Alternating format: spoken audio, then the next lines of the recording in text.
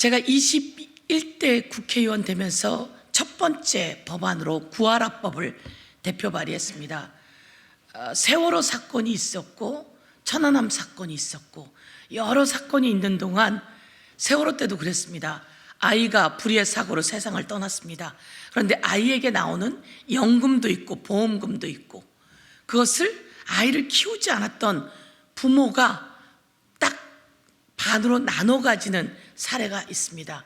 예를 들어서 구하라 양의 경우입니다. 구하라 양 같은 경우에는 세상을 떠났는데 150억 정도의 재산이 있었다고 합니다. 예를 들어서입니다. 그런데 9살 때 구하라 양을 놓고 떠나간 엄마가 구하라 양 장례식장에 와서 150억의 반은 내 돈이다 라며 변호사를 데리고 와서 그 재산 상속을 요구했습니다. 국민 여러분, 이렇게 아이가 어릴 때 양육하지 않은 부모는 아이를 학대한 거나 마찬가지입니다. 아이가 살아가야 하는 그 시기에 아이를 버리고, 그런데 아이가 불의의 사고로 세상을 떠났을 때 아이들에게 다가오는 보험금, 연금, 그리고 남긴 재산의 반을 아이를 양육하지 않은 부모가 가지고 간다는 게 말이 됩니까? 대한민국의 민법은 지금 그렇게 되어 있습니다.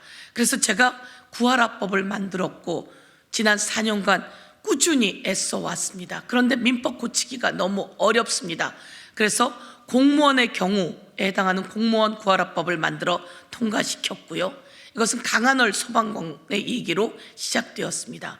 군인 구하라법, 천안함 사건 등을 통해서 만들었던 군인 구하라법을 만들어 통과시켰습니다.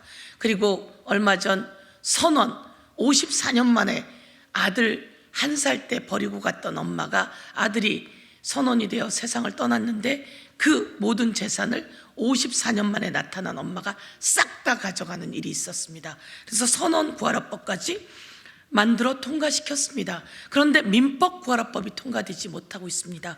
법무부하고 협상했고 양당 의원들과도 협상했습니다. 이 민법 구하라법을 통과시키지 않으려는 의도가 아니라면 이번 민법 구하라법 통과시켜야 합니다. 법무부가 앞장서야 합니다.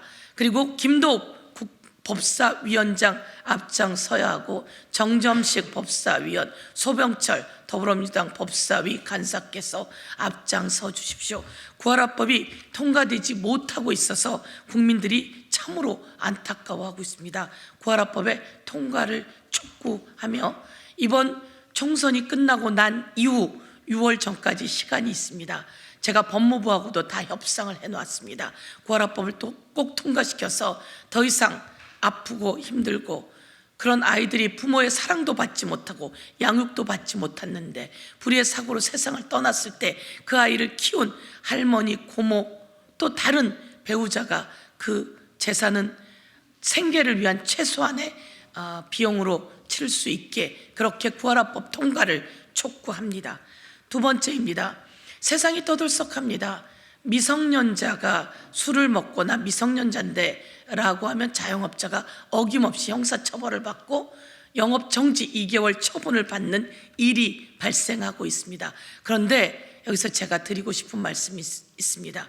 2016년, 2019년에 착한 자영업자, 선량한 자영업자 보호법이 통과되었습니다. 미성년자가 주민등록증을 위조, 변조, 도용 또는 협박에 의해서 자영업자가 그 미성년자에게 술을 판 경우에 미성년자가 속이고 들어왔기 때문에 자영업자는 처벌하지 않도록 청소년 보호법 그리고 식품위생법까지 모두 다 개정해 놓았습니다. 그런데 이 내용을 자영업자도 잘 모르고, 그리고 행정처분을 하는 것도 잘 모르고, 형사처벌하는 것도 잘 모르고, 또 이것을 미성년자들이 악용하고 있습니다.